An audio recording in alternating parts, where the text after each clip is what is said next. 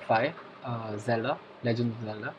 So we had three assignments, three goals for this assignment this week, and let's just get into it directly. The first one is to implement hearts once the enemies are vanquished. So we've done this twice, once in the player swing sword state, and the other one when we throw the pot. So I'll just go to this first. Both are the same thing, to be fair. So in this state, just if the entity collides with this sorted box, this was already there in the code, then we take a probability of 1/7 that a heart will be rendered on the screen, and it has an on consume function. So this is the code for it. If it's greater than 4, that is 2 hearts are there, then only 1. Basically, if it's more than 4, less than 4, less than 2 hearts, then we directly give 1 heart. But if it's basically 2.5 or 3, then it depends on this one. We just did -x instead of making a new function or method for this. We just directly minused it. What else is there? Add pots to the game. So first, we in the entity we brought up some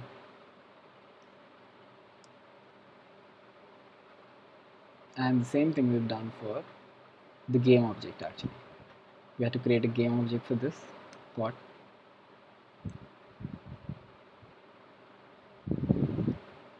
It has been rendered in the objects along with the switch. Where is it? Actually, I'll just search for it. Yeah, over here. So it is being rendered above along with the other objects, basically all the objects that are available. And here is, if the object.switch is, then we do the normal collide function. But if it's collidable and the enter was returned, basically else if, so the only object we have other than the switch is the pot. So it will directly come here, and if enter is pressed, then it will be tuned to above his head and just down below, so it covers a bit of his face and is nearer his hands. It's set, collidable is set to false, since he already is carrying it. Pot carry is a global variable which is set to true, and we change to the pot carry state. So this is just for if we collide with it, then it should go a bit behind. Not behind, it just should collide with the technical method. So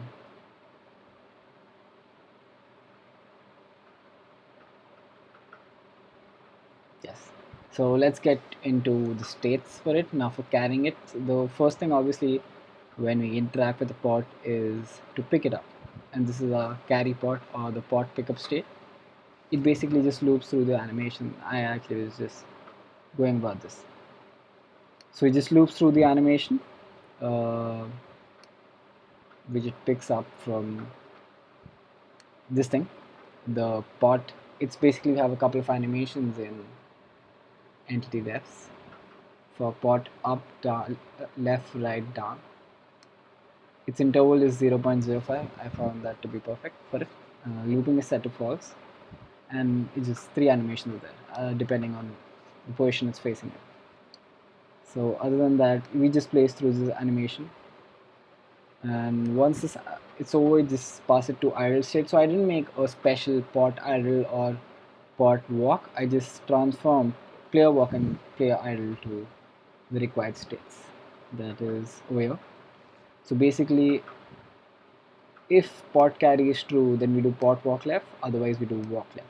It's same for all of them, and we can't swing sword when we're carrying. So when not pot carry, only then we can swing sword. The same for this one. And this is actually, yes, when we're carrying the pot and we enter a return, then we can throw it basically, because we're already carrying, we don't have to pick anything up. So if we press return in that case, then this is just the starting point of the pot, just to measure when it has passed 4 tiles, and the initial pot direction where it's facing, so we know which direction the pot has to go in. throw set to true and pot carry set to false. We change the state to idle because if you don't change the state to idle, then until we make any changes or like press any button, then the character has his hands up in the air. So I just thought this was neater. So these are the functions that we used. Let's get further into it. Now let's just run it and check it out. I'm just gonna turn down the volume. Mad 7 might be a random 7 might be a problem. Actually, yeah, we did get a heart over there. I just walked right into it. Should go slowly. Uh, we couldn't find anything. So let's just do our pot animation.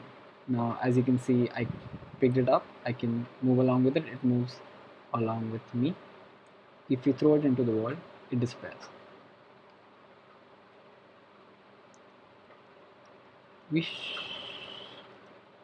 That's quite unfortunate. We're not able to get a heart. Ah, that might take some time now. Yes, we did get a heart, and you could see our life went from 0.5 to 1.5. Let us try some other animation. If it passes through 4 tiles, then it just disappears automatically. So as you can see, it disappears. Now, yes, as you can see, we have 1.5 right now. We get 2.5. Now, one thing I've done in this that you can't change, basically go through the doorway if, and we can't swing a sword while we have this. You can't go through the doorway if you have this because it just results in a weird animation and I didn't want that.